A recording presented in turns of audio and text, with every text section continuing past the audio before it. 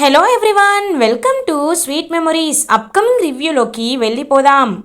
అరుంధతికి తిరిగి ప్రత్యేక శక్తులు రావడంతో అరుంధతి భూమిపై ఉండే డేస్ ఎక్స్టెండ్ అవుతాయి. సో అరుంధతి చాలా హ్యాపీగా ఉంటుంది. అప్పుడే కరెక్ట్గా అమర్ ఇంటికి రీచ్ అవుతారు. అమర్ కార్ దిగి అలా వస్తూ ఉంటే లాన్లోనే ఉన్న అరుంధతి అమర్ వైపు చూస్తూ ఉంటుంది. చూసారా గుప్తా గారు, ఆయన ఎంతైనా ఎప్పుడు సంతోషంగా ఉండేవారు, కానీ ఆయన సంతోషం దూరం అయిపోయింది. అది నా వల్లే కదా అని పాపం బాధపడుతూ ఉంటుంది అరుంధతి. ఇంకా వెంటనే అమర్ ఆగిపోతాడు. ఆరు అని అంటారు అమర్. ఒక్కసారిగా అరుంధతి షాక్ అయిపోతుంది. ఎమోషనల్గా అమర్ వైపు చూస్తూ ఉంటుంది అరుంధతి. ఆరు, నాకెందుకో నువ్వు ఇక్కడే ఉన్నావు అనిపిస్తుంది. నేను నిన్ను చాలా మిస్ అవుతున్నాను. నిజంగా చాలా మిస్ అవుతున్నాను. నువ్వు నా పక్కన లేకపోతే నేను బ్రతకగలనా అని అనిపించేది.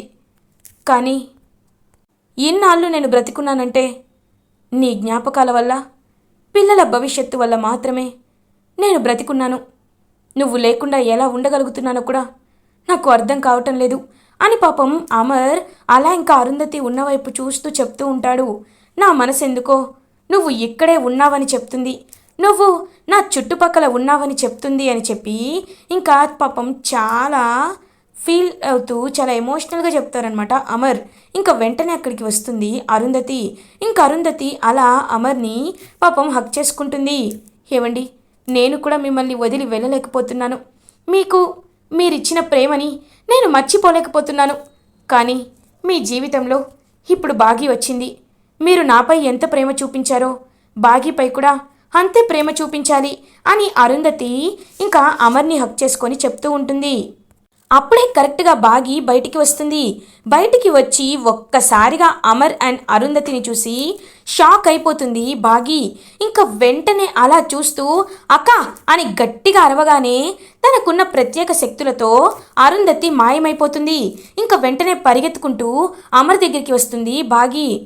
బాగి, ఏమైంది అని అడుగుతారు అమర్. ఏమండి, అక్క అండి, పక్కింటక్క అని అంటుంది. ఏంటి పక్కింటక్క? ఇక్కడ ఎవరు లేరు కదా బాగి అని అంటారు. లేదండి, నేను చూశాను అని అంటుంది బాగి. చూడు బాగి, నువ్వు ఏదో పొరపాటు పడుంటావు. నేను ఇప్పుడే ఇక్కడికి వచ్చాను. నాకు తెలిసి నా చుట్టూ ఎవరు లేరు అని చెప్పి అలా అక్కడి నుండి వెళ్ళిపోతాడనమాట అమర్. బాగి వెనక్కి తిరిగి చూసేసరికి అక్కడ అరుంధతి కనబడుతుంది. అక్క, మీరు? బాగి, ఏమైంది అని అడుగుతుంది అరుంధతి. అక్క, మీరు ఇప్పుడు ఇక్కడ ఉండాలి కదక్కా అని అంటుంది. నేనెప్పుడున్నాను బాగి? ఎవరిని చూసి ఏమనుకున్నావు అని అడుగుతుంది. లేదక్కా, మీరు ఆయనతో అని అంటుంది. ఏం మాట్లాడుతున్నావు బాగి? చా, అయినా నువ్వు ఏ కలర్ శారీ చూసావు అని అడుగుతుంది. అది కాదక్కా, మీరు నేవీ బ్లూ కలర్ అని అంటుంది. లేదు, ఇదిగో చూసావా, నా శారీ కలర్ కూడా మారిపోయింది. నువ్వు ఏదో భ్రమలో ఉన్నట్టున్నావు బాగి. నేనైనా ఎందుకలా బిహేవ్ చేస్తాను? వెళ్ళు. అయినా ఏమైంది? నువ్వు నిన్న రాత్రి ఫంక్షన్లో చాలా హడావిడిగా కనబడ్డావు. ఏమైంది అని అడుగుతుంది. అదే అక్క, ఏం చెప్పమంటావు అక్క, అంజు కనిపించకపోయేసరికి చాలా భయం వేసింది. కానీ తర్వాత అంజు దొరికింది. అది మాత్రమే కాదు, ఆ చిత్ర నిజస్వరూపం కూడా అందరి ముందు బయట పెట్టాలని ఉన్నా మేం పెట్టలేకపోతున్నాం అక్క అని చెప్పి ఇంకా చెప్తూ ఉంటుందన్నమాట బాగి అరుంధతితో. సరే బాగి, ఎవరు పిలుస్తున్నారు, వెళ్ళు. ఆ మనోహరి చిత్రాలని ఏం చేయాలో నేను ఆలోచిస్తాను అని అరుంధతి పంపించేస్తుంది.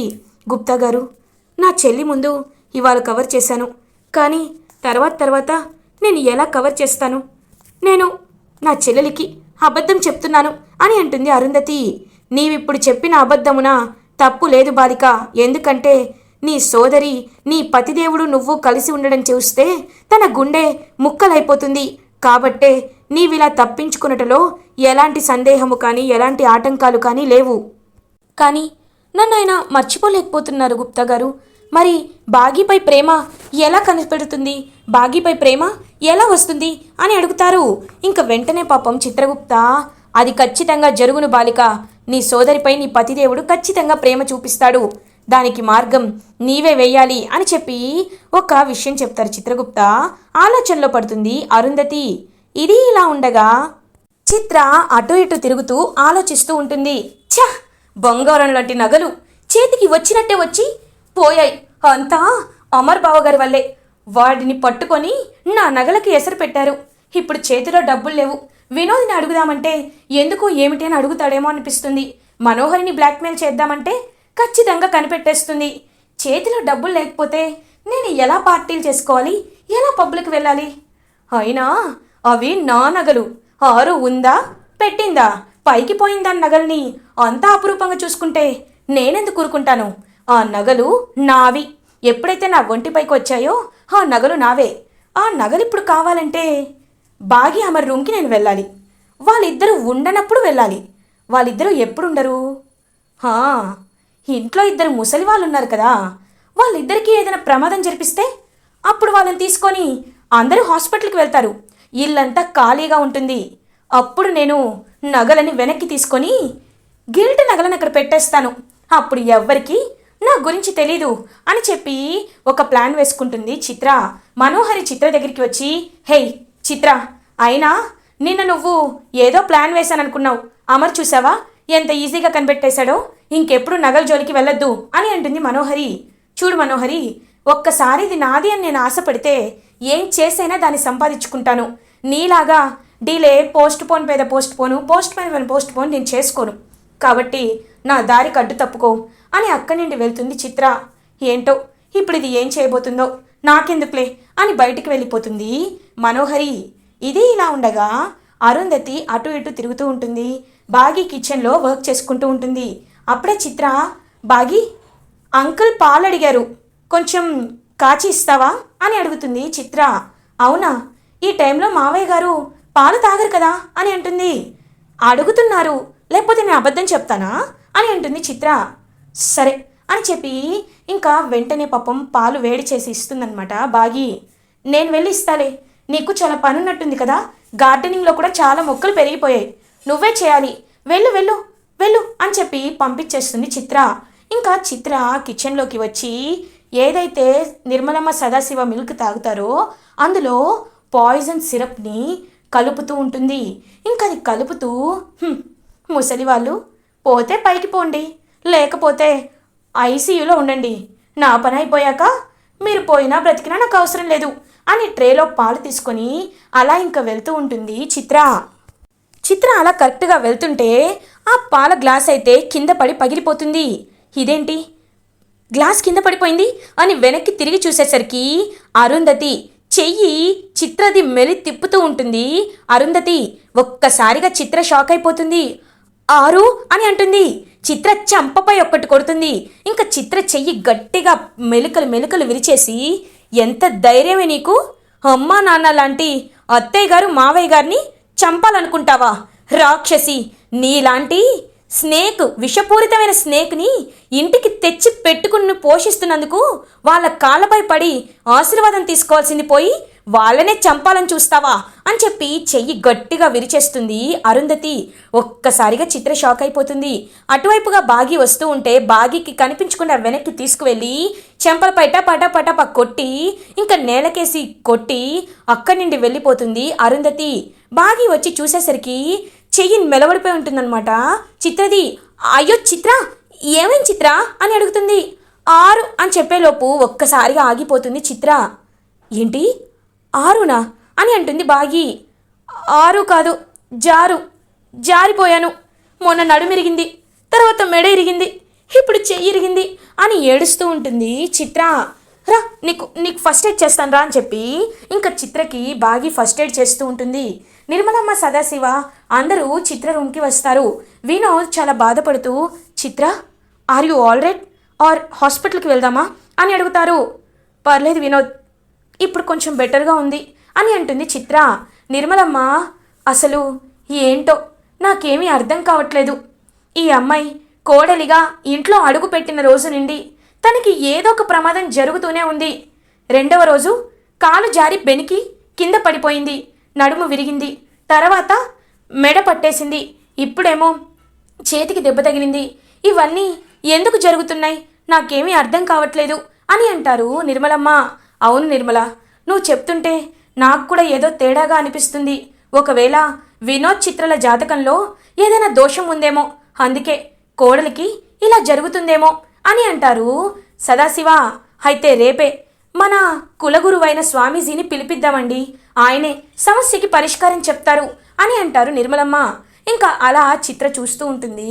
ఇంకా ఫ్యామిలీ మెంబర్స్ అందరూ రేపు స్వామీజీ వస్తారని డిసైడ్ అవుతారు. మార్నింగ్ అవుతుంది. అమర్ వాళ్ళ ఇంటికి స్వామీజీ వస్తారు. స్వామీజీ ఇంటికి రాగానే లాన్లో ఉన్న అరుంధతిని చూస్తారు. అరుంధతి స్వామీజీ వైపు చూస్తూ ఉంటుంది. ఇంకా స్వామీజీ లోపలికి వెళ్ళి ఇల్లంతా చూస్తూ నిర్మలమ్మతో మాట్లాడుతూ ఉంటారు. నిర్మలమ్మ, స్వామీజీ, మా చిన్న కొడుక్కి ఈ మధ్య పెళ్ళయింది. పెళ్ళైనప్పటి నుండి కోడలికి అన్ని కష్టాలే, తనకి దెబ్బలు తగులుతూనే ఉన్నాయి. ఎందుకో మాకు అర్థం కావట్లేదు, మీరే చెప్పండి అని అంటారు. ఇంకా వెంటనే స్వామీజీ తన దివ్య దృష్టితో అంతా చూస్తూ ఉంటారు. చూడండమ్మా, మీకు పోయినసారి వచ్చినప్పుడు చెప్పాను, ఇప్పుడు అదే మాట చెప్తున్నాను. మీ పెద్ద కోడలి ఆత్మ ఈ ఇంటి చుట్టూనే తిరుగుతోంది. మీరు తనకి మోక్షాన్ని ఇప్పించలేదు కాబట్టి, తన అస్థికలు ఇంకా మీ దగ్గరే ఉన్నాయి కాబట్టి తన ఆత్మ ఇంకా ఇక్కడిక్కడే తిరుగుతోంది. మీ కుటుంబం సంతోషంగా ఉండాలని, మీ కుటుంబానికి ఎలాంటి కష్టాలు రాకూడదని మీ పెద్ద కోడలి ఆత్మ కోరుకుంటుంది. కాబట్టి తన కోరికల్ని మీరు తీర్చగలిగితే తను సంతోషంగా పరలోకానికి వెళ్తుంది. లేకపోతే ఒక ఆత్మగా తను చేయవలసిన కర్మలు చేయలేక శిక్షలు అనుభవిస్తుంది. నిర్ణయం మీ చేతుల్లోనే ఉంది అని అంటారు స్వామీజీ. ఇంకా వెంటనే అమర్ తనకి మోక్షం కలగాలంటే, తను సంతోషంగా ఉండాలంటే ఏం చేయాలి స్వామీజీ చెప్పండి అని అడుగుతారు అమర్. ఆ విషయం ఆత్మనే అడగాలి అని మధ్యలో ఒక ప్లేట్ పెట్టి పసుపు పెడతారు. పసుపు పెట్టి ఇంకా తన మంత్రాలతో జపిస్తూ ఉంటారు స్వామీజీ. అరుంధతి, అరుంధతి, అరుంధతి, నీకు ఏం కావాలి, నీ కోరిక ఏంటి అని అడుగుతారు.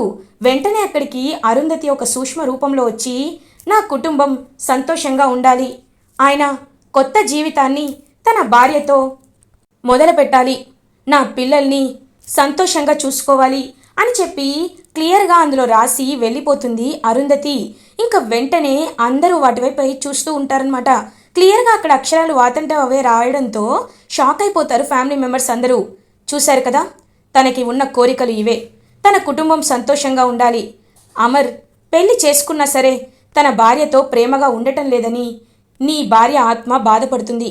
కాబట్టి తన్ని నువ్వే ఓదార్చాలి అని చెప్పి స్వామీజీ చెప్తారు. స్వామీజీ, దీనికి ఇంకో పరిష్కారం లేదా అని అడుగుతుంది చిత్ర. చిత్ర వైపు కోపంగా చూస్తారు స్వామీజీ. చిత్ర సైలెంట్గా ఉంటుంది. వినోద్ దగ్గరికి వస్తారు స్వామీజీ.